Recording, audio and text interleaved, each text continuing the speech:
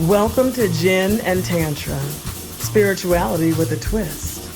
The podcast that takes Tantrism, Buddhism, Taoism, Sufism, Kabbalism, Shamanism, Chinese Medicineism, and all of the other isms we've been influenced by, and blends them into a tall, crisp, cool cocktail your spirit has been longing for. You to get together. Now, isn't that refreshing? I want you to get together.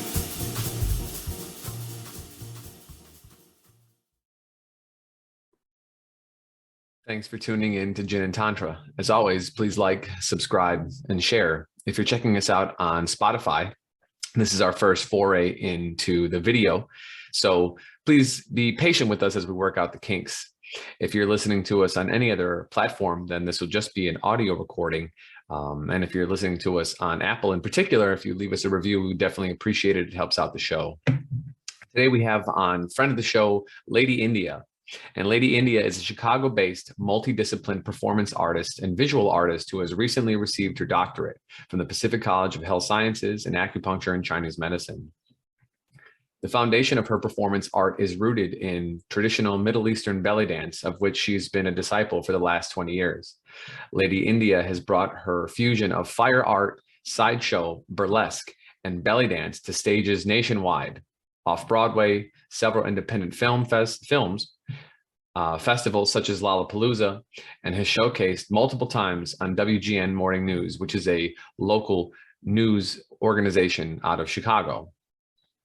Lady India is also the co-founder of Antibiotics Productions, LLC, which has produced such popular shows as Chicago, such as Not Another Nightmare Before Christmas and Pantheon, based on Neil Gaiman's American Gods. Lady India's visual art style encompasses sculpture, surrealism, traditional Chinese painting, and scientific illustration. Her art will soon be displayed at Chicago's first and only insect and taxidermy museum, known as the Insect Asylum, in which she holds a position of secretary. Lady India's involvement with Chinese medicine is inspired by her personal experiences of the colorful characters she's come across on her artistic journey and various avenues of personal healing. We hope you enjoy the conversation as much as we did.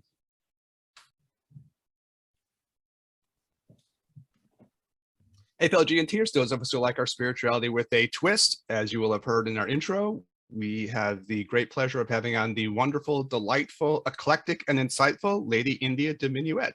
Thanks so much for coming on, Lady India. Oh, thank you so much for having me. I was like, am I really as interesting to be interviewed? Thank you for thinking of me. Well, the answer to that is yes. And full disclosure, I did this with a couple of these conversations we're having with people. You and I talked for maybe like an hour to an hour and a half about all the stuff that we wanted to talk about. About 2 hours. Story. Yeah. And so it's my job then to kind of do this for these interviews. One of the things we're trying to do is present stories of people who've done, very unique things with their lives, things that are very authentic and personally expressive, which you have definitely done. And hopefully that is inspiring to other people, other things that other people can relate to, things that people can maybe learn from. And then, my job becomes to try to tell a story of this, which is a little weird to try to tell a story of somebody else. Okay, but I got to try to give it a shot. And to me, when I was thinking about you, it really seemed like a story kind of of transcendence is the way I felt in the end after our conversation. Through all these different mediums that you kind of accomplish this through creativity, art, music, dance, through relationship, through sexuality, through alternative community, ultimately even through healing others. So I think it's a fantastic story, and thanks for coming on to share it. Thanks for having me. I'm stoked. This is going to be really weird to be verbally, truthfully naked in front of God and everybody, but here we go. Yeah, you were saying in the pre-little show meeting we were doing that as an artist, you don't always reveal as much of yourself. You kind of hide behind the art a little bit, or the art speaks for you. I feel like that's a social media thing. You're always trying to present the best foot forward, and a lot of people feel like a lot of people feel very comfortable or brave or foolish even sharing some of their honesty. I don't typically share all that much because I just prefer to keep it a little mysterious in the past. But I feel like part of healing in general for a lot of people is the sharing atmosphere of, I mean, yeah, it's not just all positivity. You got to look at the ugly parts too, and that's important. Yeah. Yeah. And like, well, I mean, I think the way that you did this in your life is really something that other people can learn from and be inspired by. So I hope so, because as up and down as some of it was, I mean, I wouldn't necessarily call some of it unique. That's also true. That's also true. Well, I guess to do the story, I guess for every story you need a setting. So our setting starts in a very particular part of the world. I was thinking of it as a barn in a bourgeois place. A very particular part of the world called Hinsdale, Illinois, where you grew up. And all right, so what do you think? I mean, can you describe it? Kind of a little about your family, your mom, your dad, and kind of where you grew up? Sure, of course. Like you said, every place has an origin. So typically when people think of Hinsdale now, they think of the really shishi, like the Mean Girls setting, really rich people, convertibles, things like that. We had a house that was a converted barn from the 30s, and I'm going to tell you straight up, my parents, they didn't have a lot of money. My mom was an immigrant. My dad grew up out of Cicero, and he was one of 5 different kids. So this place was like a house, not like the mansions. And it wasn't even like a house, it was a house. It's a little hard to describe the area. I was trying to think of how to describe Hinsdale if you're not from this place, but it's kind of like those old John Hughes movies from the 80s where there's the kind of the rich bougie kids. Yeah, they wore Children's Express and Gap, and I was they're wearing whatever, don't be naked, here's a shirt. Yeah. I hope you don't grow out of it in 2 weeks. Yeah, exactly. James Spader, Andrew McCarthy, people from those old Molly Ringwald movies or something. Yeah. Basically, yeah. Yeah. It was like I said, it was like a house, and it was one of those places where the plumbing was kind of jimmy rigged. So the bottom of the house, it would gurgle, and then the sinks up in the mid floor would gurgle and kind of they would geyser up some water, and then the top floor would do it. You'd hear it go all the way to the top. It was an interesting place, but it was one of a lot of very fond memories.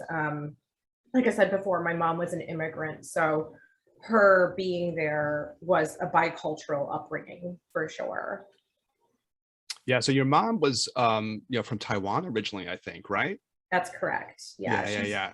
Yeah. She's from Kaohsiung. So her moving here at 24 years old, she's got fire too. So that's where where it comes from. Okay. She's fire and she's monkey. And, so she met my father through a series of letters. And in 4 months, she went to palm reader. In 4 months, they said she would be married and living completely far, far away in a far, far away land. She was just nonsense. And there she was. Interesting. Okay. Yeah. So it's sort of growing up a little bit poor in a rich place, right? Yeah. In this kind of different kind of household. Yes. So then the other part that we kind of talked about was this kind of early life spirituality of the house. We're always kind of a little interested in that because people come from some place where they're starting out and they're going to go to some place and yeah. So it was a little bit I think you were saying that from your mom's side, it was a little bit more of the Asian cultural influence, right? Mm-hmm. A little Taoism, a little Confucianism. How did that kind of feel like in the house? What was that kind of like? It was something that I talked to you about that I really love sharing is the fact that when I went growing up in grade school, elementary school, people would ask because they didn't really know. They would ask, well, are you Christian? Are you Jewish? What are you? And I'm like, one day I was a little kid. I had no idea what religion was about. I never went to anything secular, on the regs. So I didn't really know. And so I asked my mom, I said, if we're not Christian, we're not Jewish, Mom, what are we? She just looked at me like this. we're good people. And I was like, never asking you again, never doing it. And I just didn't. But covers it. Yeah. Yeah, covers it. Right. It was just like, okay, cool. So I think like the Taoism Confucianism was kind of like just hanging around in the background though, right? Like it was kind of an influence there, but it wasn't anything. Right. Like it was sort of like culturally there. Yeah. It was like you said, it was always kind of culturally there. It wasn't like, my parents never really put religion at the forefront of anything, but wherever there's spirituality, there's probably going to be like twice more superstition. So we were raised maybe somewhat superstitiously. That's what you were describing. It's more superstition than anything else. like don't look at the moon too long. Hey, grandma, I think there's a ghost in the corner. That's because there probably is. Gee, thanks. You know. Yeah, because you're talking about the barn being haunted for sure, right? Oh yeah, they're totally. I swear it was. There were places that you just wouldn't go in that house, and it wasn't like very big at all. You know, for a barn kind of situation, it wasn't very big. But there were places that just didn't feel right. This place was built in the 30s. And that's something I want to like kind of really look at. That's an older thing. Yeah. Yeah. And it was incredibly wooded, like really wooded outside. Like we had just giant trees. So this property probably wasn't touched except to be renovated like one time ever. And, you know, there were, I don't know if I want to like say that there were like things that happened there, but you definitely like walking through the house, you could feel different rooms' energy. And I've never really been a woo-woo person. I just, you know, you walk into some place and you know how you can kind of feel like, oh, these people were just talking about me. That's awkward. Yeah. Yeah. But even if you go to like a friend's house and you're visiting a couple and they're just having a huge argument and you walk in, you could be like, ooh, this place feels weird. Like you don't have to be woo-woo to feel that. Or that's what I'm saying. Yeah. Yes, exactly. Yeah, that's kind of what it was like in the house, where you could just like walk in and be like, yeah, okay, like in certain areas. But you know, after a while you said whatever the heck else lives there will like get along. Sure. Eventually. You just gotta get to know each other. My brother was like the least woo-woo person in the world. My brother, like not woo at all, but when we were talking at some point about the house we grew up in, he was like, there's some scary shit in that house. And we could name the places that we thought were creepy. We all agreed. Like if something weird happens, you know, if you would have dug down into the floor and find like some bones down there, we all would have been like, yep, that's what it felt like. That would have been obvious. Yeah. So on your mom, it was more like sort of the Asian side. From your dad, the way you were describing him in terms of your early life influences, it was more like he seemed like kind of an eclectic kind of a person in terms of his attitudes and spirituality. And you almost said like a druid-like.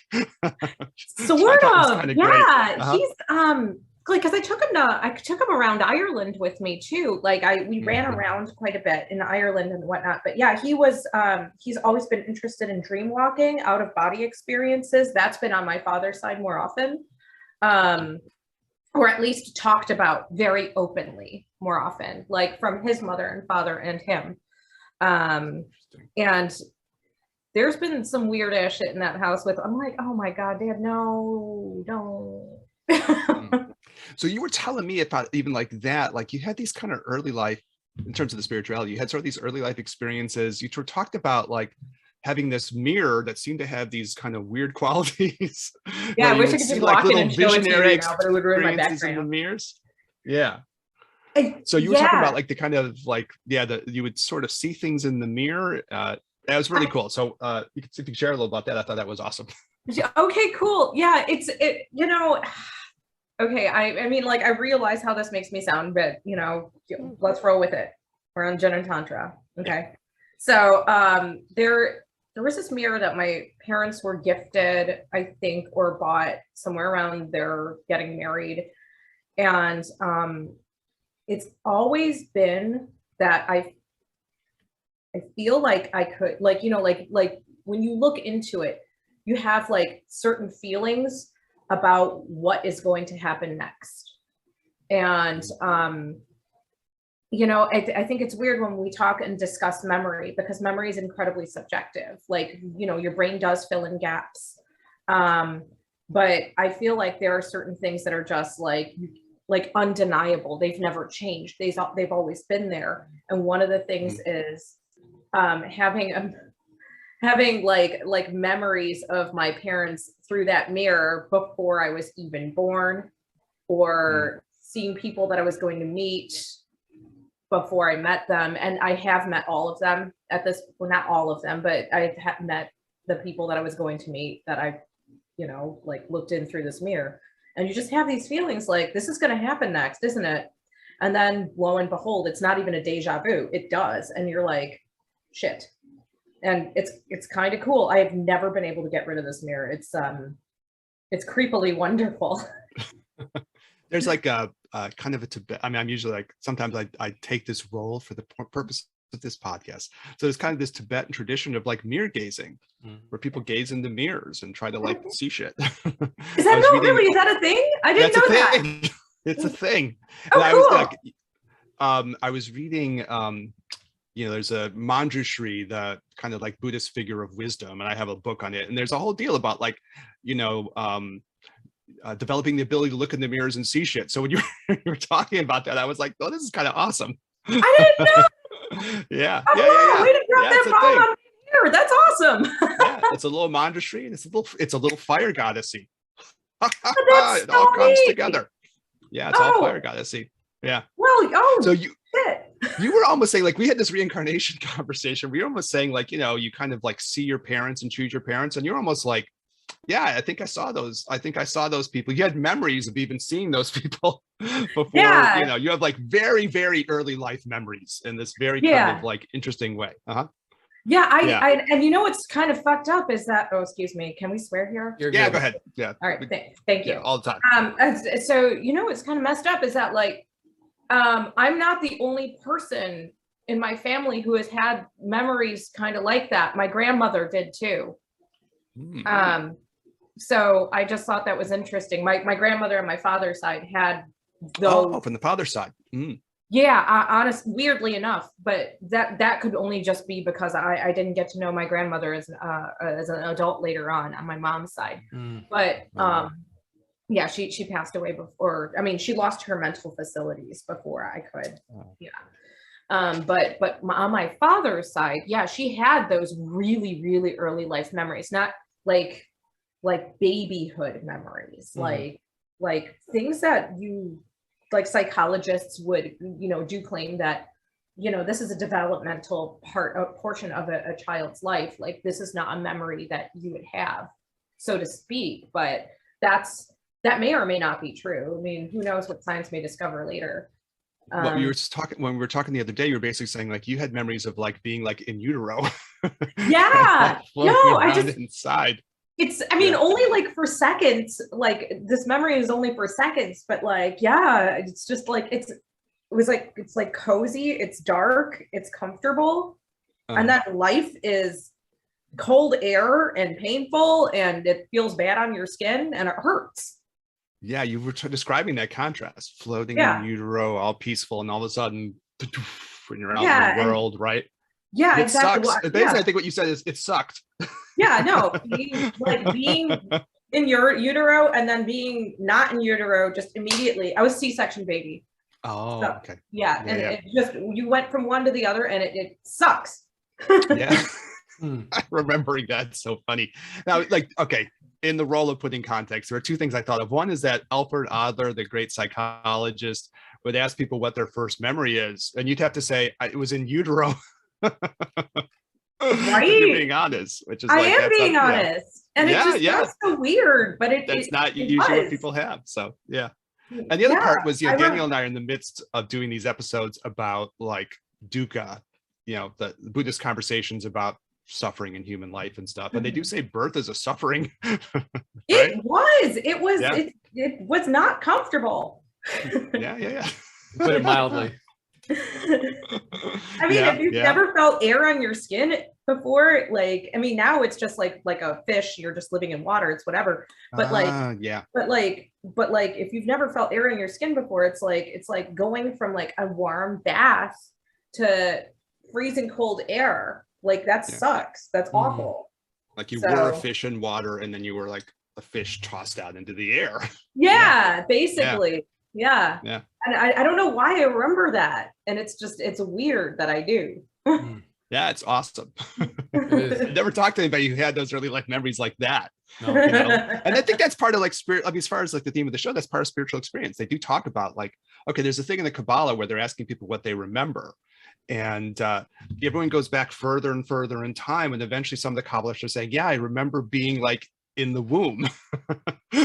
And, you know, and then some of them say, I remember before the womb, you know, so it's a story of people doing this and spiritual stuff. So you had that intuition in you from the beginning, right? Yeah, I guess it was just kind of put in there or whatever. And you know, like through the mirror, we had discussed this earlier, like with the Buddhism thing. I think I thought it was weird, like when we were discussing pediatrics. Well, not weird, but cool weird. When we were discussing pediatrics with I think it was David or our great back in grad school days. Back in grad school days, yes. Yeah, and he was Chinese like, with your parents, like when you're like a little spirit floating around and you're like, and you see them having sex and you're just like, that's fine, I'll do that. And like to some extent, like I feel like, okay, I got this theory, right? Where like, if you were okay in your previous life, maybe you get like a certain menu of people that you can actually choose from. And if you were kind of crappy, then maybe you have a more narrow amount of people that you can choose from. And maybe that's a karmic thing. And it's kind of it's sad though, because I don't feel like any child deserves to be born into a shitty family. But like, I would say that maybe there's some karmic instance to that from a previous life. We kind of done stuff on Tibetan Book of the Dead, you know, in the podcast previous, and it's almost like there's some draw to a person, you know, some draw to those people, some kind of something pulling people. It's like how they talk about it. Yeah, they'll say it's like a magnetic force, you know, almost, and especially if you're not as, you know, like you haven't practiced dying essentially in your life previous, you know, like the meditative practices of the Bardo, that these attractive forces sort of just magnetically pull you as you're floating along this tunnel, right? And then you're just like, oh, and then it's you're right in there. That's kind of it. Yeah, and I don't know why through the mirror I have that exact memory though. That's trippy. Mm-hmm. Yeah, that's like mirror Bardo stuff. Like, and I didn't just know rent that. out that mirror to people. Just rent out the mirror so they can all come over. And it's like really just an unassuming little dresser type thing, but it kind of gets me. I don't know.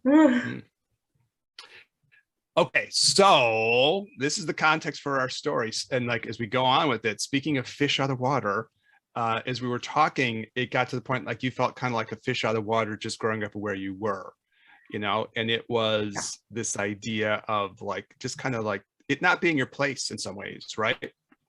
And I wonder if that isn't a common experience for spiritual people, but anyways. I think maybe it can be. I've always been much to my detriment of being a fish out of water. I'm also very much an extrovert, so it just makes it kind of weirder and worse. But yeah, early life, let's see, I'm like looking on our little menu here. Was a lot of sort of like you were talking about like bullying and like there we are stuff and racism and like, god, yeah, I mean it was Hinsdale. Yeah, it was Hinsdale. I mean, I'm gonna just talk shit about Hinsdale. I don't even care. Fuck you, Hinsdale. So it can't defend itself. So it's a perfect target.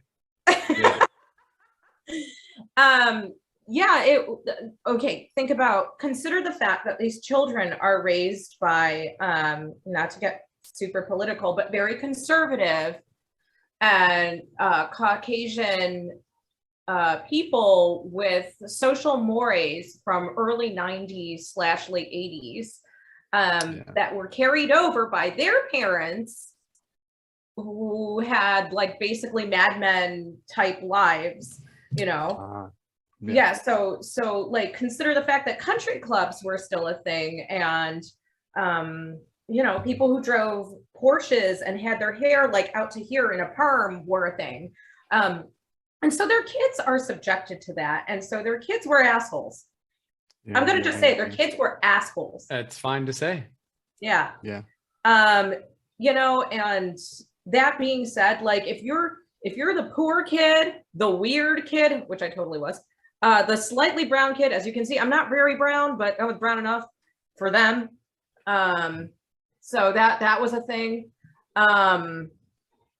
It was Black families just did not feel comfortable living there. They moved the fuck out.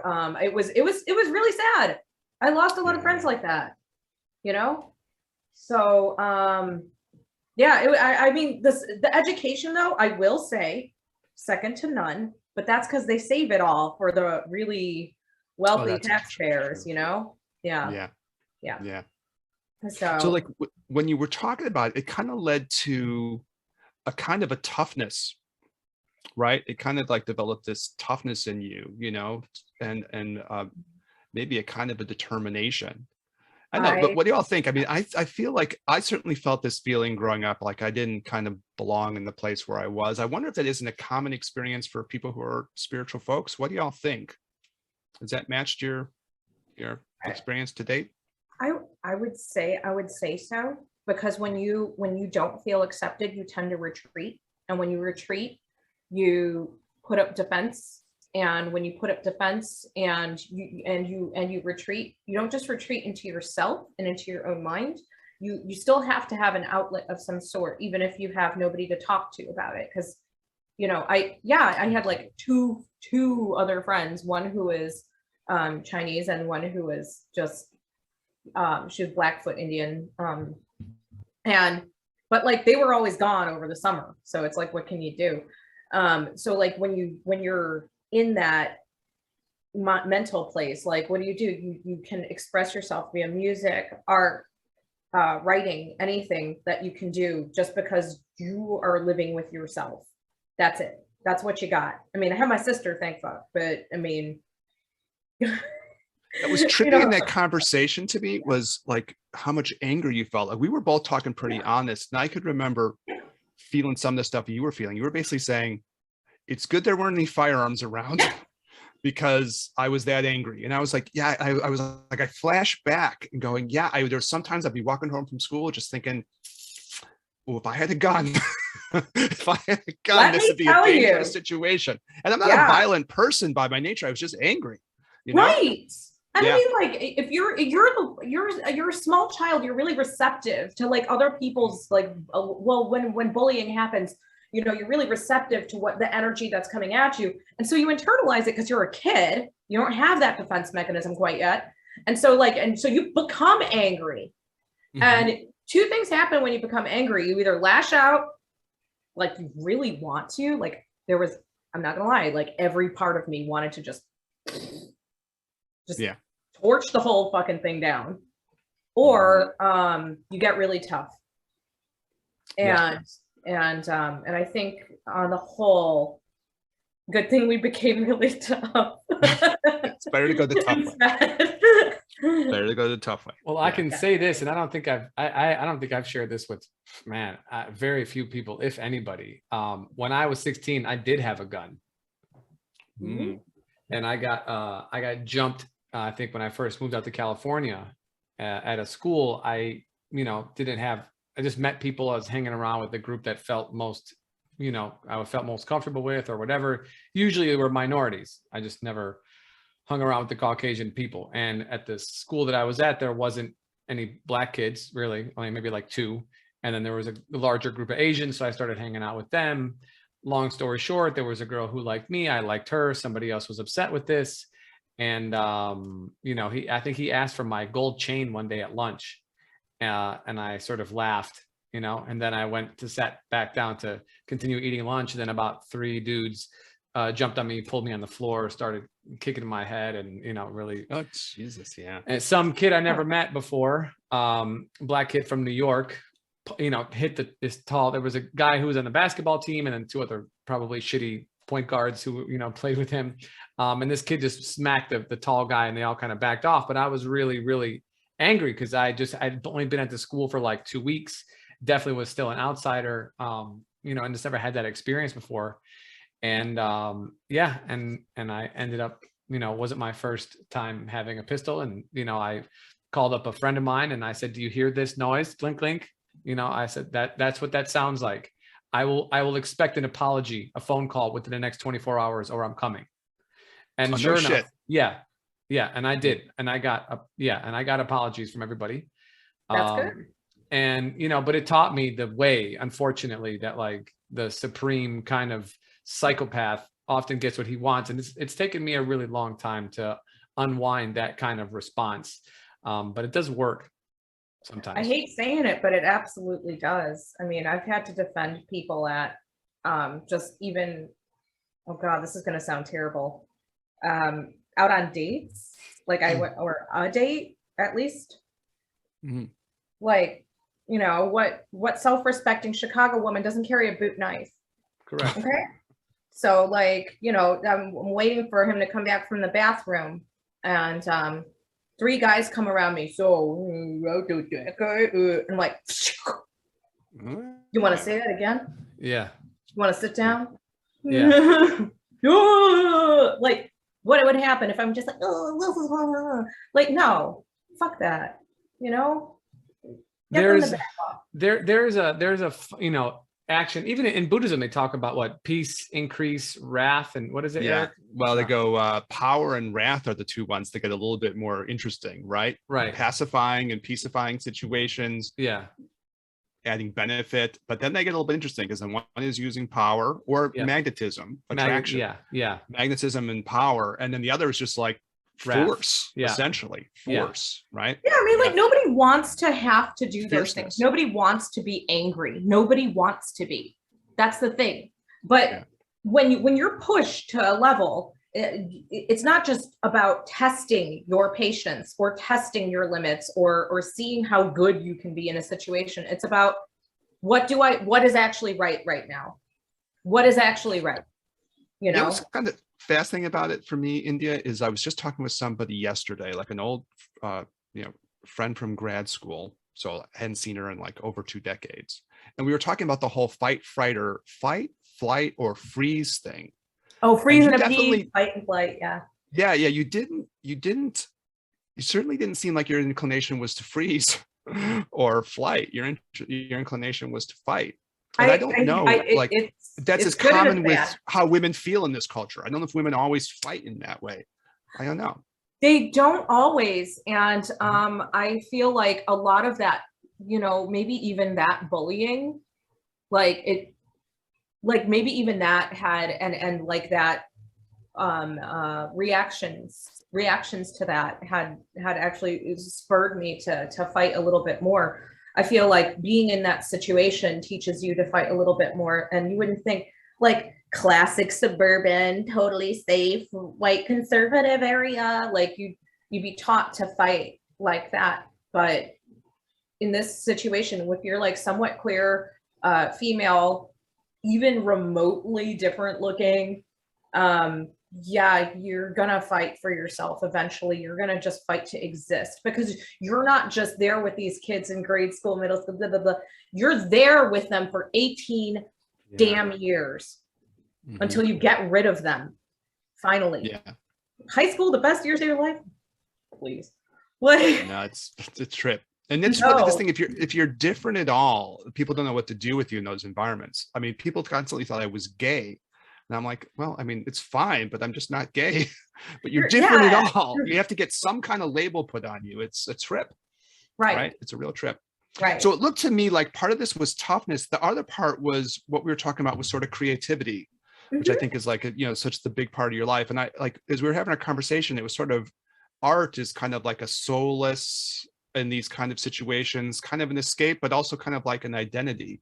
Does that resonate with how I'm trying to describe this for you? I think that it's the perfect thing, because the thing is, like, even before all the nonsense and the horror and the bullshit, and I'm Chicago, so I swear a lot. I'm sorry, guys. Yeah. But yeah, even before all that, like, yeah, there, like, it did resonate with me quite a bit. It just became later on a best friend to me, art.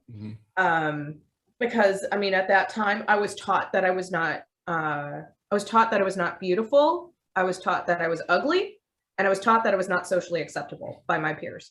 So Crazy. I wanted, yeah, no, that was, you're not, yeah, those were the things, like, and I just realized later that it was because I wasn't blonde with blue eyes. Like, I like later on realized that, but like, whatever. So like so those things, I would like to make something beautiful. I would like to make something that is only for me, the socially unacceptable person. And that escape, that creativity, just kind of, it, like, you know, you keep nurturing it, you keep on making things that are beautiful, that make you feel really good. And yeah, I think that blossomed into a whole career. But even before that, it was a place of solace always. And I became well known for it in school. That's nice. Yeah. we were like, I just asked you as we were talking, like, you know, who were some of your favorite artists, and you mentioned this Edward Burne-Jones. So this is a public service to people who are listening. I wasn't as familiar with this artist. You can go check it out online. And I was like, well, this is fantastic. And part of the thing you were saying was, in his work, there are kind of these images of like powerful female figures, right? You know, that are a little mysterious, but also having a certain amount of like power and strength to them. And I thought, well, that's kind of like perfect for you. Is that kind of like, you think, what you resonated with? It sounded like that to me. I would say, like, I didn't actually pick it apart in my mind until after we talked about it. But I mean, I think that like always like visualizing or like seeing powerful female figures in classical paintings had always it brought to me like a sense of like, yeah, fuck yeah. Like, I mean, this is before the internet. That's what I had the museum, you know, so that's where I went, and every time I went, just kind of drank in these images of these powerful women. I don't know why, with the water a lot of the time, but there was like a lot of that. But that element is still escaping me, like, psychologically in that sense. But I thought it was, yeah, mostly powerful female figures. Yeah, it's like, well, we've done some episodes where we've talked to sort of about like what goddess imagery means to, you know, women, people living in female form in this life. It's a powerful thing to see that imagery, right? Yeah. It is. Yeah. So this led you go into the like big museum in Chicago is the Art Institute of Chicago, for people who have never been to Chicago. And this led you to going to the School of the Art Institute of Chicago and getting your BFA. So the art went in that direction, you know, and it became a thing for you. And again, like, at least for my theory of your story, like, it was this creative aspect of you that was like transcending these things, which I think is just like inspiring to other people, you know. But it was also like, as we were talking about it, sort of like this overcoming, you know, these obstacles in the world. And the other thing you talked about, which again is not, this part is not unique for sure, just like, you know, for so many women, like getting into these relationship things and trying to figure out what those are, and getting stuck in relationships that are like traumatizing and abusive. Yes. So you really we talked really honest about that. So whatever you want to share about that, that's up to you. That's obviously. okay. You know what? I'm going to go ahead and be quite candid. All right. And this is a part of me that I don't often share. So your guys are the first show I'll ever share, maybe the last. So welcome to my life, y'all. I would say there was an incredibly domestically violent, abusive, in every manner of the word. You look at, there is a wheel of traumatic abuse online. You can see what, like, all like the 8 different pie pieces or whatever, how many pie pieces are in there. Dude, he hit every single goddamn one. Okay. So like this guy, but it was a slow roll, which isn't unique. You know, they get you in, oh, I love you so much. You know, all this other crap, love bombing, and then feeling ownership, and then just taking these things to a very dark and very sinister place. And maybe that description is kind of weird. I'm like, it's dark and sinister place, but it was. And you're at a tender age, you know, 17 years old. God, you're new to the world. You're new to your sexuality. And like this actually carried on into college. So I felt like, you know, when I was getting my BFA, so it's worthy of mention at this point, that this person had damaged me emotionally, psychospiritually, sexually, like mentally, and it was violent. There was drugs involved. I was anorexic as hell because I was always afraid. I mean, you're scared. You don't know when somebody's going to fucking kill you constantly or themselves. And the worst part is because you had grown up with some bullying, you don't know really what adult love is. I mean, you can see your parents, but my parents are pretty reserved. Like if I see them hugging, they like kind of jump apart. They're like, oh, like you don't really know what that's supposed to look like because movies are fake as hell, you know.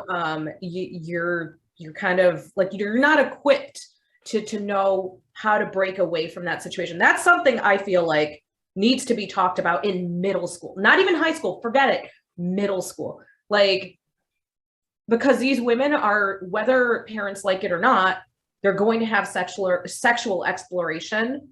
They're going to have first relationships, whether or not it's under the table, whether you know about it or not, it's going to happen. This needs to be get to be talked about. Kids 14 years old, don't care, has to happen. I really care about that in this podcast, because I want to have these stories told. And you're a person who grew up, got tough, but still 4 years of your life was enmeshed in this thing. So that means it can happen to, I mean, we all know it does. So I mean, we work with patients, we work with people in our lives, you know, that we know people get, you know, especially women get enmeshed in these situations, and they just get like mind fucked and trapped. It's just, you know, and I really appreciate you coming on and talking about this. I appreciate you coming on and talking about this, because I think it just has to be said. It really does. It's necessary. Because some of our traumas do shape us. They are trials by fire in a way. And I'm not saying that like this one so much shaped me as maybe lit a fire under my ass. I'm like, I wasted 4 years of my life on this asshole. Maybe I need to just hurry up and get to where I ought to be, because I wasted it. Like I have to hurry now. Like, and so my life has felt like a great big hurry after that. I think I caught up more than enough. Interesting. Okay. Yeah. Interesting. Yeah. So I feel like again, I had this long conversation yesterday with you know, this woman that I know, and it was, you know, we're talking about this podcast obviously, and I was mentioning that you were going to be on, and it was like, I want these stories to be told. So again, and I think it's important for women to hear them from other women. And she was saying that too. You know, she works with women recovering from trauma, abuse, you know, that's her professional life. And she was like, women need to share these stories and not hold them inside, so there's more conversation about it. And then, you know, men need to hear these stories too, because if you don't work with women in the way that maybe we do clinically, you don't get to hear these stories, you know? I will say that working at Chicago Women's Health Clinic, I treated every single patient that I had as though they were a victim of abuse at one point. And you know, the thing that sucks is that like my story here, it's not unique at all in that particular sense. Oh, I spent 5 years with some douche that was violently abusive. Like, can you imagine talking? I would say like 3/4 of all women, like they're like, oh yeah, I remember that one horrible time I was with this piece of shit. Like, and I'm not saying everybody, and I'm not saying every man, of course. I'm saying that it's shocking how common it is, maybe simply because it doesn't get talked about enough. And I feel like, you know, dads or brothers might be so creeped out by this that they might start looking a little harder at their male counterparts and being like, hey, you know what, listen, because nobody can stand up. I mean, I hate to say this, but even right now in 2022, nobody can stand up for a woman harder than another guy. It's true. Interesting. Interesting. It's true, because it's you know, someone from quote unquote the other side, right? You know, like another character from a, you know, a minority group in this sense, able to say, I can do this because I'm, you know, whatever. And it's also, it's a use of violence, right? And it's easier to kick down. It's much harder to kick across, especially when that other person is not scared of you, right? Right. And so, they're like, oh, you can hit her. Maybe you can try to come hit me and see what happens, because I'm not, or not me, but, men are not entangled in someone else's relationship. So we're not going to make excuses for some guy who's acting like a piece of shit, whereas the victim is always going to do that until the cycle is finally broken, where they can see it and leave and have the life circumstances. Because it's not just leaving, right? Sometimes there's kids involved, there's responsibilities. It's not just so simple to just pick up and go, well, then you should just move away. It is not so easy. I have friends who've been in abusive relationships. But oftentimes if another male, especially a stronger willed man gets involved, then the dynamic is, at least for that moment, is definitely changed. And I don't know if that's sad or not sad in 2022, but it is something for people who, if you know anybody who's in those kinds of things, a tool to really be used. I don't know that it gets used enough, actually. I don't know if it does. And I mean, like, here's the thing. Inversely speaking, because I do want to make this equal to, my brother has also, brother from another mother, he's my bro. Yeah. I've had to rescue him out of an abusive relationship with a woman as well. I don't, I'm not here. I just want to make this clear. This is not necessarily women against men. This is victim versus abuser. Yeah. And for him, it was more complicated because he is a brown man. This woman was a white woman, and she was like Amber Heard against him. Like, this is like the trials between Johnny Depp and Heard right now are hitting him hard in the heart because of that. So, just to be clear. No, it's a good point. Yeah. I think it came up in the conversation yesterday, was this feeling of like, when you get the people who are trying to be abusive and controlling like that, they'll cut you off from other people. They'll cut you off. Yeah, they sure do. So whether it's like, other women or other men, or whoever you are, you'll get cut off from others. So to be able to get that community, is like, and then the community, then you can stand more. You'll get that support from other people, right? They cut you off by getting into your head. That's how they do it. That's how they do it. They're like, oh yeah, this guy is only nice to you because he wants to fuck you. Oh, these women, they're only nice to you because they want this from you. Like, so you're essentially psychologically being more isolated than you really should be. That's first of all how. And then when they try to control you psycho-spiritually, and now that was a whole other ball of wax. I didn't even touch anything spiritual until I literally got to PCOM. I'm not going to lie to you. Okay. Because he was messing with your head around that stuff. Yeah, I mean, I healed a little bit in Ireland, but like most of it came back when I was in PCOM. Yeah. This has, at least in my mind, eerie similarities to a cult. Yeah, it was definitely like a cult. Like it and I, just not that. I mean, everyone's techniques are different. Every victim has different circumstances, but just the idea of manipulation, of fear, of aggressiveness, definitely it's, if I didn't know that you were talking about like, abuse, it would sound like, oh, that sounds like some kind of a crazy cult. It kind of fucking was. I mean, he had a couple other women involved with that too. And I don't know how he ended up doing that. It was really weird. And I'm not going to say like, this didn't influence me personality wise at all. I just think I was a shell-shocked person who was kind of a ghost of myself, like very much so, I would say. Like this is like everything you see right now, that this person has nothing to do with that person, except for the fact that maybe here or there I had like a glimmer of something because I had a friend outside of the circumstance that I could talk about like literally anything else to. How creative were you during that period, or artistically?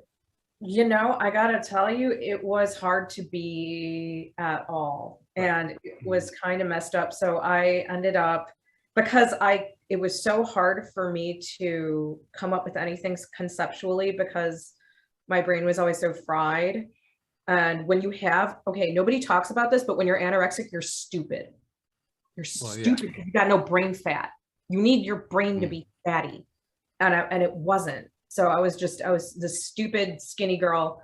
And I just was like, I can't think anymore. I did scientific illustration in lieu of that because it was just something right in front of you. You can just do it. And I mean, I asked that because it sounds like from a Chinese medical perspective that this kind of thing is like an isolation of the fire element, of the heart fire, right? In particular, you know, that really, like it 100% was. you separate from the community first. So your external fire element gets kind of like reined in, and then the above gets separated from the below. You lose the creativity, you lose all the other kind of like self and non-self, even the integrative parts are no longer integrated. You're just, you quote unquote, a shell of yourself, because you're only like just like the remnants empty of like shell. That's it. That's all you got. You're just kind of going through the motions. And then that creativity is like sapped. Yeah. Like in the Chinese medical world, it's kind of like the blood and the energy and the yang feed into the heart, and the heart will empower the psyche and the spirit of the person and give them their ability to connect and their ability to create, and you're getting cut off from that. And this is, and at that time, I've never had heart palpitations. Like that was like the first time in my life that I ever had like boom, boom, boom, boom, boom. And I was like, you know what, today might be the day I die. I don't know. My heart's going crazy. Like, and it was like that. It was really weird. It was a anxiety and panic and stuff too. Yeah, I mean, and it would be like for no reason. I'm like just gonna step in the shower and take a shower after a long day, like, and suddenly your heart's just trying to escape. So, like, the thing that I find, like, thanks so much for sharing all this. And the thing that I find like so inspiring about this is then switching the story. Then it's almost, when I was writing up the notes, I went, well, these are the healing years, because you break out of this, you know, and you were able to do this. And, you know, it's almost like you kind of were able to make your own choices and finally break, you know, and then ultimately you kind of do your escape, and you talk about going to Ireland. I don't know what you want to share about that, but you know what, I'm going to do it. Like I said, I'm going to just friggin' do it. Maybe it's foolish of me, but you know what, whatever. It's what happened. So when you break out of a cyclical situation, first you have to hit rock bottom. And I will say my rock bottom was when I didn't care if I was alive anymore. And so some people are going to be like, oh my God, that's sad. I'm like, no, it wasn't depression at all. I was like, you know what? That sounds nice. Like just having a break, just dying. I wouldn't have to do any of this. I wouldn't have to do any of this shit anymore. This is bullshit. I don't want to do any of this. Like dying, I just start over, or just not exist like this. It's fine. And so I made that choice. You know, I made that choice, and I made that choice really hard when I did have an abortion, and that was my first pivotal choice. I didn't know what the hell to do with myself, but it was interesting because I had to move. I moved my whole life out of, ooh, my green screen's popping. No, I had to move my whole life out of like somewhere where I was living. It was interesting because a lot of people were like, wow, she's so anorexic, but look at her eat. Wow, look at her go. And I'm like, this isn't me. So I had to move my life from one place to another place. And it was interesting because the girl who had helped me out moved me into her place. There was a girl student who helped me out. Okay. And she was interesting because she said, you're so tiny, but your boobs got really big and you're eating now. Like that Italian boy that invited you over, you ate a lot. I need to help you. She knew. Yeah. Okay. You could see what's happening physically. Yeah. Right. Yeah. And so so when she moved me out, like my whole world changed. And then I did have the abortion, and that pivotal moment, because I had a friend walk with me through the thing, even though I had to keep it in silence. I realized I do have a friend. I do have a friend, and they're in this outside of the situation, and she can't be touched by this situation. She doesn't care. She's tough. She's strong. It happened to her, you know, and that was a pretty powerful thing. But that situation didn't last long because she ended up going abroad to Australia, and this person followed me to that apartment place. So he knew where I lived. And eventually I was like, I don't know what to do. He's gotten violent with me there. He actually took my whole head and pounded it into the freaking ground, but we had the same martial arts master. Okay. So yeah, I'm here without brain damage. Go me. So but yeah, after that, I was like, well, fuck it, I'm moving to Ireland. And I did, and I spent a year there in an unmarked house. I finished my junior year of college there. You know, it was good. And I don't care what anyone says, like, okay, drinking, fucking, and fighting was probably a really healing experience outside of And that was you were saying that was your Irish experience. that was your Irish experience. So, you know, India, yeah. When you were talking about it, what really struck me, and maybe this is something that other people can like connect with who are, you know, have dealt with these situations, is that like we really was like finding that first place to like make that cut. In this case, it was about something obviously really serious that you were going through. You know, there was, you know, serious, but you like were able, the whole thing is serious, but you were able to like get to this place where you were initially able to reassert your freedom, reassert your identity. It was this moment where you're able to do that. And you were kind of describing like, well, that's the moment. You know, it's that one start. Does that make sense? Like, it was like your experience, because that's what I heard from you. I would say it absolutely was. And like the thing is, like, did I kind of feel bad about what I mean, like people ask like, oh, do you feel guilty about your abortion, blah blah blah. I'm like, you know, in a way, but I feel like still like whatever life that was with me at that time had still served its purpose by helping me, you know. And I think that was incredibly bold and valuable in its own sense, in its own way. Yeah. Powerful idea. Yeah, that's a powerful idea. So yeah, it was this thing of like, you know, like just getting that first thing. So maybe that's something else other people can relate to with this, if they've gone through that in their past, or if they're going through it in the present or something. Like, just that moment where you're able to reassert yourself. Yeah. You gotta, when you make that decision, you can't waver in it. You have to act on it. And I understand that there's some planning involved, and there's going to be like, you do need an escape route. Like not everybody was as privileged as me to like just find a friend who was like, okay, we're going to do this now. Not everybody's going to be as privileged as me to not actually have the option to not have kids. Not everybody's going to be as privileged to just be like, fuck it, I'm going to do college and move to Ireland. Like not everyone is. And I get that. But one important thing is to plan an escape. Plan an escape. Thanks for sharing that. That's a powerful thought. When you were telling me on the other day when we were talking, I was like, that seems like something, you know, really deep to share with other people. It's that when you find that like that little bit of yourself again, you know, do it, act on it, you know. Yeah, like don't let it go. Like hang on to that little piece of yourself with all of your fucking dear might. Think about who you were before that relationship, because that was very pivotal too. That's good advice. That's good advice. Yeah. Which is kind of weird because I was 16, so maybe I do act a little bit like young for my age, whatever. I don't care. People can judge. Go ahead, judge. It's fine. It's nothing to judge. Not you. I just mean like a person trying to find their place. Yeah, trying to find their place. So when we were talking it all through, then it was really like, you know, one of the things became like, okay, so you go through these experiences, and then how do you find yourself? How do you heal yourself? How do you reconnect to yourself? And part of it was this initial being able to get out, and then it would seem to me like it was all these tools within you that you tapped into that allowed you to, you know, refine yourself, you know, refine your own, you know, authenticity, your own voice, and all of this. So continuing on with the story the way it seemed to me, and I mean, you're going to tell it in your own words, but just, you know. Sure. Yeah. So yeah, to me, it looked at part of like, I wanted to share like tools of healing is how I thought of it. And so one of the tools certainly was like creativity for you, right? You had your art, but then you went into this whole other part of your creative life, which was really like dance and performing. Right. So that became kind of part of this too.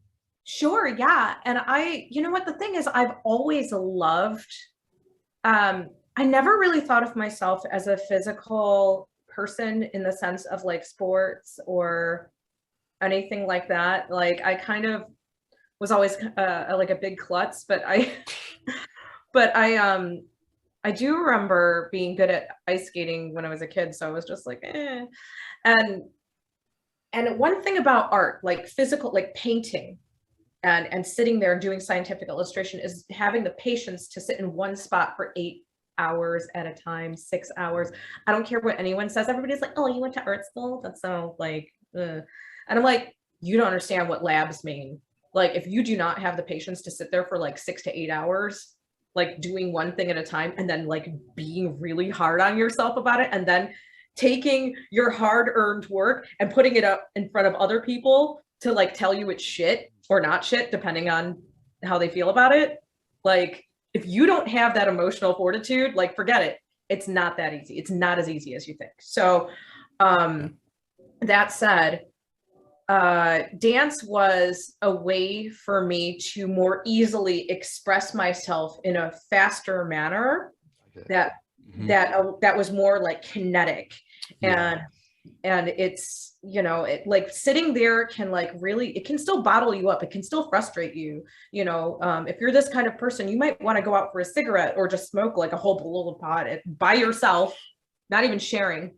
Like, so I was like, no, I need to do dance. I need to get stuff out of my system, like right here, right now, just yeah. And that really helped. I've been dancing now for about 20 years, I would say. So it's sort of like, you know, in the story of it, it started off kind of with belly dancing as a teenager. You learned from an aunt, well, I guess had learned it like associated with like Greektown in Chicago or something. So you had that as part of it, you know, that art form, right? Yeah. And then you kind of also got like you were talking about your dance mom mentor. So this whole other world kind of opened up to you. Yeah. Yes. And my dance mom mentor is also just a fantastic surrealist painter as well. So she actually taught at the SAIC dance. And then later on, she well, long story short, more bullying, female circles, nonsense happened, but we moved on and away from that. I guess, you know, like dance as a tool of expression really helped me connect more with my inner self and an audience who gave me positive feedback, which is not something that I was used to previous to that. And it's not something that I soaked up. I was still humble about it. Even growing up, I was still humble about it. Like even growing into my dance career, I've still tried to be humble about it, because you're only going to receive a reflection of what you put out. And I suppose that could be a lot of the reason why I've tried to maintain a positive, just maintain the positive parts of me that I put out into the social world. That could be why this is like a little bit of a scary experience talking about all this other stuff, but I mean, why not? It happened, and it's developmental. And it's great that you're sharing. The other part that was like really gutsy in this story that we have to tell is you also became a person who worked a lot with fire. And so you learned how to do that. So a lot of your performance really involves like, not just you being a fiery person, but like literal fire. So if you want to share a little bit about how you learned that, you know, that would be kind of, I think, awesome for people to hear too. Well, a lot of my life experience also stems from relationships that I've had, romantic relationships that I've had with other people, for better or for worse. And my dance career was really, again, for better or for worse, launched by a musician who helped me out quite a bit, even helping me develop my stage persona and character, Lady India. And I helped him out quite a bit too, honestly. He's a terrible writer. He thinks he's good. He's not.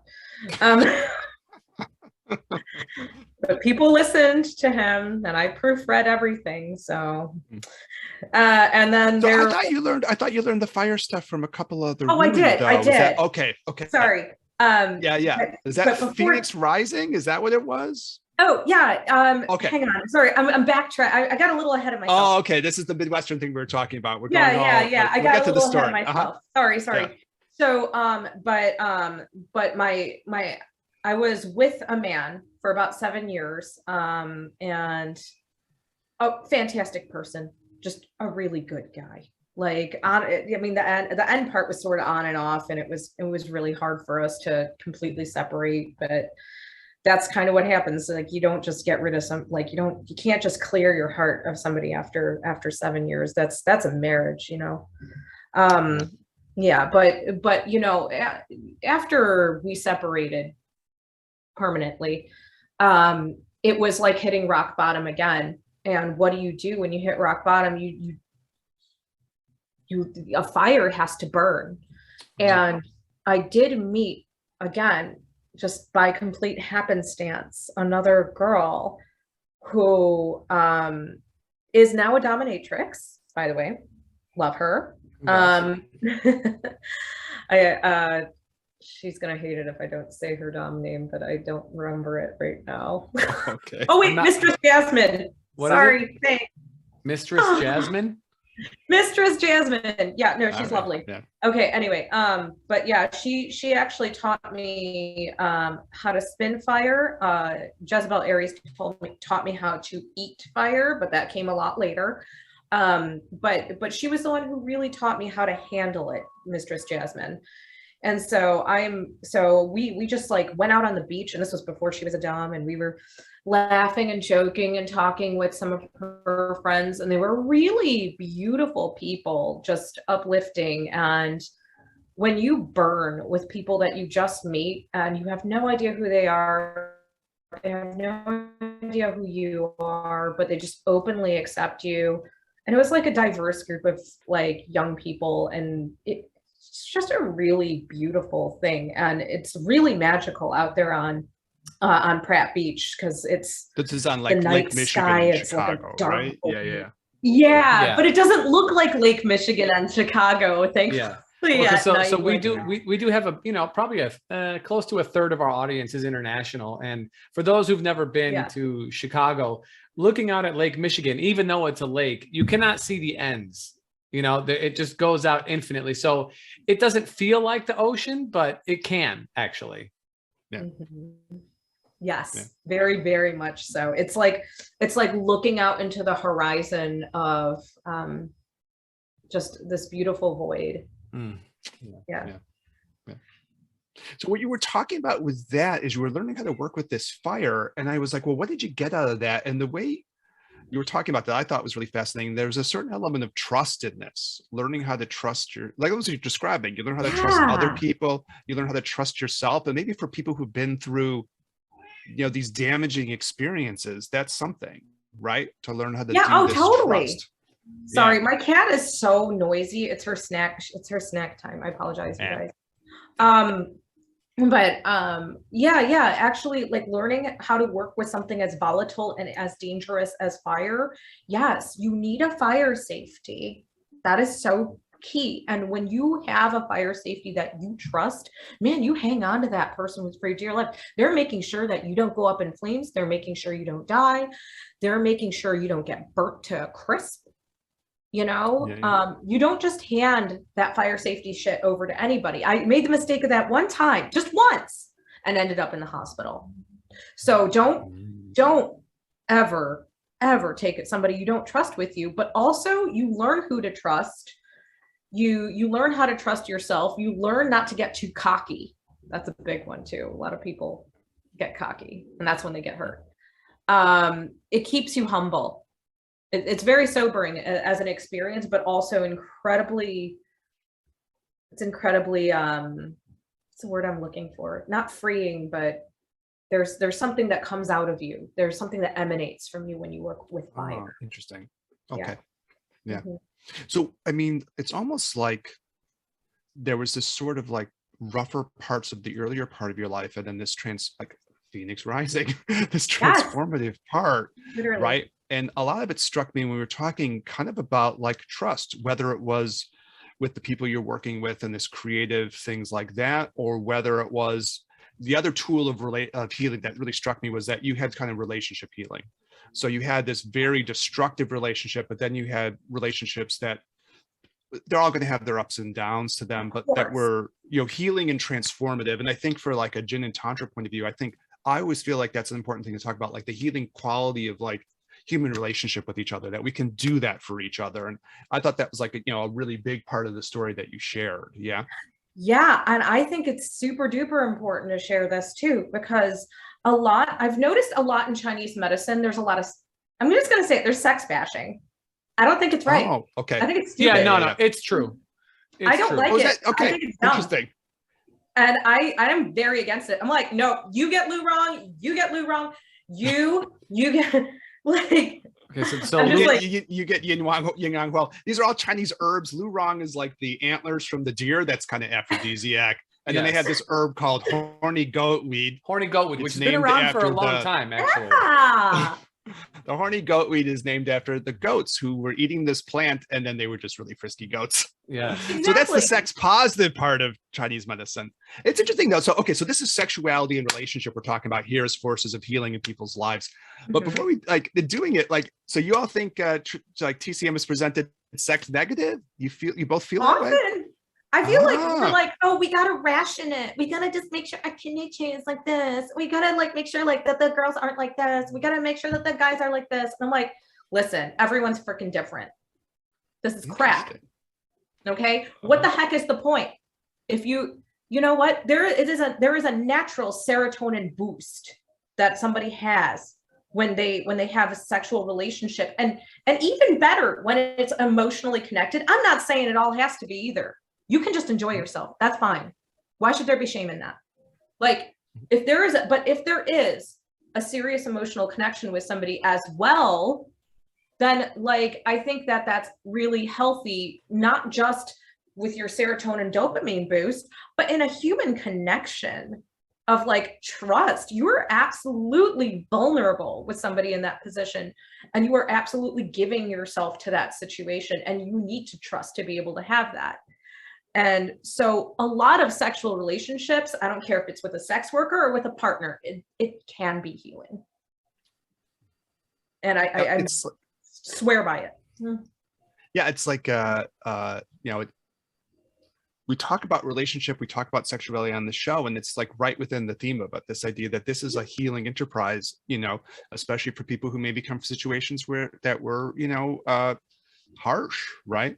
Well, yeah.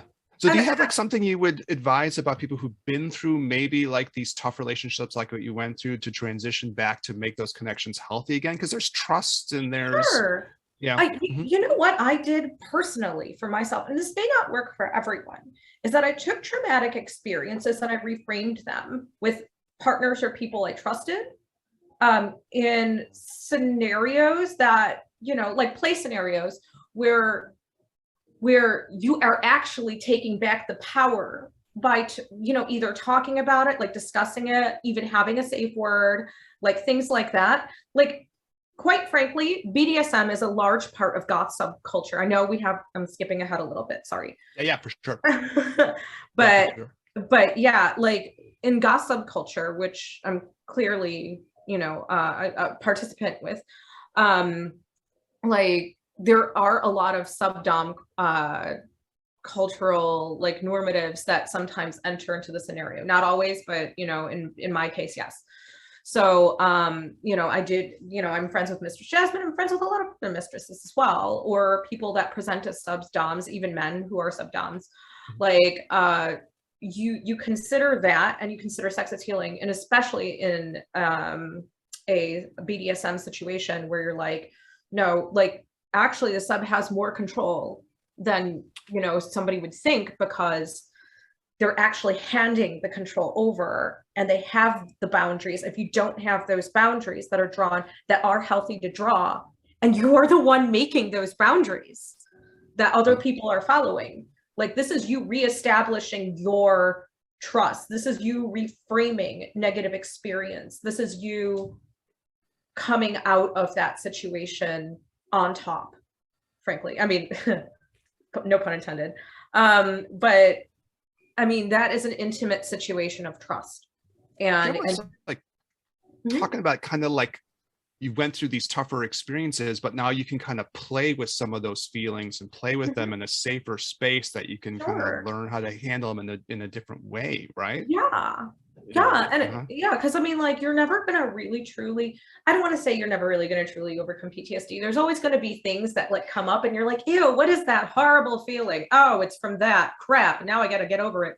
So, but I mean, like there's always gonna be something that you rediscover or not rediscover, excuse me, like that you discover that or unbury or whatever. But I mean, there's, as long as you have the tools and the fortitude to kind of like meet that and address it, it won't be a problem for very long. And that is a really, really helpful tool that I found helped me. And it's not just helped me, it's helped a lot of people, you know. And these were like, straight up relationships too, some of them. Yeah. As far as like the Jin and Tantra of it, from the Tantra side, there is this idea of like creative play with the emotions. Don't repress them, you know, creatively play with them a little bit in ways that you can kind of explore them. And then they can become tools for healing, or tools for expression, or tools for creativity, or tools for power, really, in some ways, add force to the personality of the person, right? Exactly. And I mean, and it is an intimate thing. Like, I mean, even if it is, you know, like, and for me personally, I worked mostly with romantic partners through this, but like for other people who don't have that connection with their romantic partners, if they go somewhere to experience these things, and that's totally good. I mean, it can be incredibly healing for them. It's still intimate, you know, you still have a relationship with that person. You're still handing your trust over, and you're still emotionally vulnerable in a way. You know, Eric and I, it's been a couple of years now. I think it was when Eric was 2017 when we went for our adventure, you know. Oh, that's true.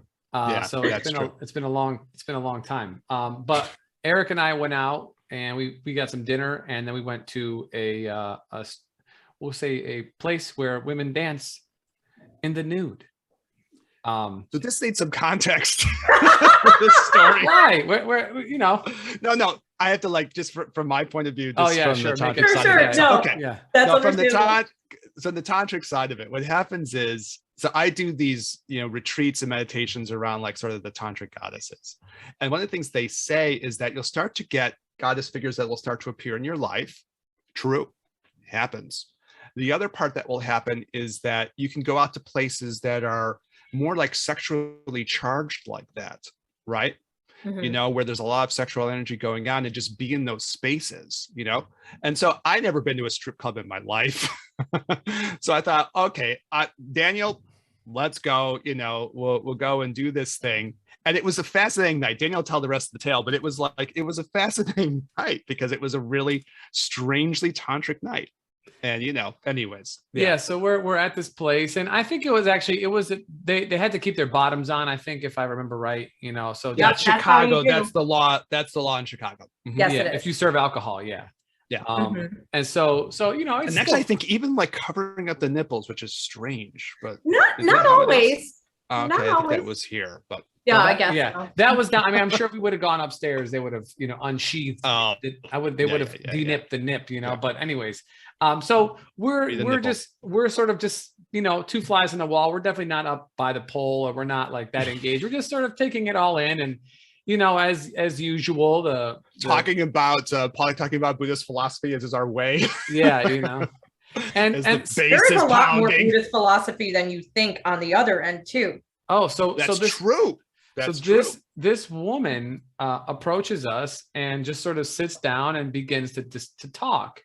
And, you know, sort of to make a long story short, because we're running a little bit short on time, she ended up, you know, she hung out with us for I don't know, Eric, probably half hour, 40 minutes. Like it was a long time. We bought dances from her. Like longer than like just like to chat two dudes up. It wasn't just like that. It was like there's something she, you know, we just started talking, and it was just kind of fascinating. Yeah, she taught meditation at this like, well, she was a psychic actually. Yeah, so she was doing like psychic training, and she also wanted to be like, you know, things within the subdom community. But you know, we started talking about all this spirituality. We started talking about Taoist and Buddhist stuff, and she's like, "Oh, this is fascinating." And we just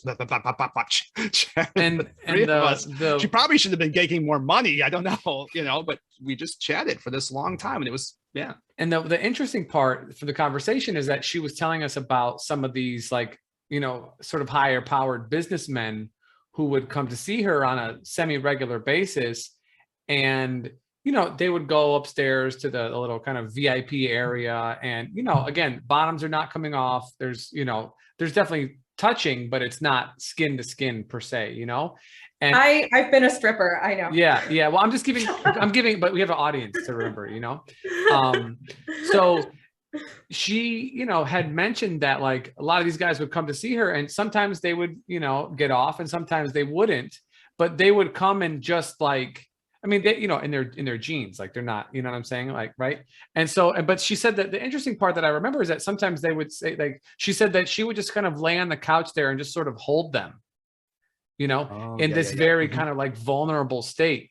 And like, for some people that was sexually arousing and some people it wasn't, but they would come there, you know, and they would drop, you know, $1,500, $2,000 for an hour, you know, 2 hours just to be there in that space with her. Again, no penetration, no kissing, nothing like this, just in the, I mean, it's a sexually charged place, like Eric mentioned, but it was a deeper kind of healing that was occurring in a place that I would never have thought that kind of thing would happen on a regular basis. I mean, you know, so it was an interesting, this conversation reminded me of that. So I wanted to, I mean, like every situation has the potential to be either damaging or healing. You just have to work with it in the proper context and push it in the right direction, really.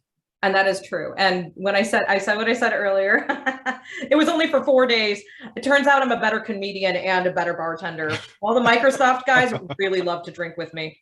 Well, I would say about that particular evening for my own little, like, you know, again, only time I've ever, you know, done that, but like, it was sort of one of these little tantrically great things is there's Daniel and I, and this woman comes over and she was just like kind of a fascinating person, as, you know, why that's not surprising, but she was particularly fascinating for the two of us. And we talked for all this time. And I was like, well, this is kind of like a really like a memorable evening in this way, you know, I love that. Like this person coming through, it was like, it was, I don't know, it had a core of some healing. It had a core of some inspiration to it. Yeah. The tantras worked. The gin and tantra came through. Yeah, it aligns. the cocktails flowed. And it's wonderful because the social mores of the situation are, they're not, I don't want to say they're not applicable. I mean, people try to apply all kinds of social mores to everything, but I'm just saying, like, they're not necessary. They're not necessary. People try to apply so many things to what is right or what is not right. And I feel like tantrically, like, just connecting in that sense, psychospiritually, is incredibly important for us as a human race. I know we're on like 3 minutes of time, so like, no, we got maybe another or not 5 to 10, right? Okay, I would love it if we could have like 10 more minutes. I'm so sorry. No, we have to, but just as sort of, you were basically saying, as we were talking, that we're creatures that want to connect, and that connection can be healing. Right. Yes. And I think it is it's incredibly important. And I do think we mostly covered it on the whole, but I feel like in that sense, TCM, like, it does have an archaic view, an archaic Chinese view on top of it, which, by the way, ancient China was quite conservative. Like, it wasn't, you know what I mean? There were still concubines and, you know, stuff. But I mean, at the same time, like, it had a conservative view and a health related view on what it meant to be this or that. And I mean, to some extent, you're talking as a sexual being or something, right? It right, that quality. Exactly. Like, I think that but in the sense of American TCM, and there is an American TCM, when we talk about this, there is more of a repressive quality. And I think that does come in with just being in America in general. I really do feel like that. Like, yes, do oversexed men bald a little faster? And like, sure, but you know, who's complaining? Like, not them, not their partners. Well, in Chinese medical thought, you ladies don't have the problem. So, you know, we are the limiting factor. So I guess if I you know, we're getting to the end of this, as I summarize it, what I thought was really great, you know, in this whole thing was you had creativity as a healing outlet, you had relationship and sexuality as a healing outlet, and then you had like community too. And we didn't, you know, go into all of this, but you have this goth community. And one of the things you said about it was finding a community of people who see the world differently that you can become a part of, you know, like, so the community aspect. So I think those are like tools of healing for people who are coming through these things. I And think- also you said that in the goth community, especially when we were there, that a society is a bunch of bullshit. And if I don't say that in every episode, then the episode isn't complete. Yup. Yeah. So we were talking the other day and all of a sudden you just went, yeah. And one of the main things is society will fuck your shit up and it's a bunch of bullshit. And I was like, Lady India, I am ready for this podcast now. I mean, then I someone just said says what that, you were going to that's say. good. Yeah, you beat me to it. But it was like kind of finding like a group of people who could see the world different you can bond with, right? So that's a tool Right. of healing too, that sense of community, right? Hang on. Dinah, shut up. Sorry. Uh, You can't see her, but and bonding with There. animals. Animals are good too. Yeah. But yeah, no, society is a bunch of bullshit in that sense, because what they're trying to put parameters to put people inside of, that's ridiculous. Like, what is socially acceptable for a doctor to look like, to be like, to talk about, Mhm. to have a relationship like? I mean, we're going to let society dictate our relationships now, for crying out loud. You know, that's not okay. Like, you have to, or not you, but you know, the societal you, needs to allow people to actually just be people. Like, this is about just the right to exist as we are, the right for gay people to exist as they are, the right for interracial marriage to exist even before that, right? The right for somebody to have their bicultural upbringing, or just be an immigrant and learn how to be comfortable. We got to let people be. The right to be who you are. Yeah. Yes. Yeah, I hadn't thought about it as like a tool of healing too, but if we did creativity, relationships, sexuality, community, probably this transcendence of this limitations that people want to put on from the outside is probably like a major tool of healing too, right? I would say that, because, you know, a lot of relationships that I've had, these people can, I mean, maybe there's some sympathy for the devil on my part, but a lot of these people just they look terrible on paper. I'm just gonna say it. I mean, I'm still friends with so many of my exes too, but like, no, you're like, y'all look awful on paper, but you're good people. And, and in that sense, you know, you kind of like, you're not like attracted to people that are damaged because you want to heal them. You're attracted to people who are misunderstood because you feel a connection of having been misunderstood, maybe. And this is where I'm going to roll it over to being a healer, because people who can, you know, I mean, like, people are attracted to healing energy. Healing energy is attracted to damaged energy, or it can be that way. And it's not necessarily always the most healthy experience. I'm going to say you have to keep wise about your boundaries and parameters. But, you know, I'm not going to lie. There was a lot of people I very, very care deeply about that were hurting or damaged, and many roads lead to Oz, but becoming a healer in Chinese medicine, you know, you see what society doesn't give a shit about and won't help somebody with because of either what they look like, or their history, their medical history even, or who they are. And you can make a huge difference. It's a big deal.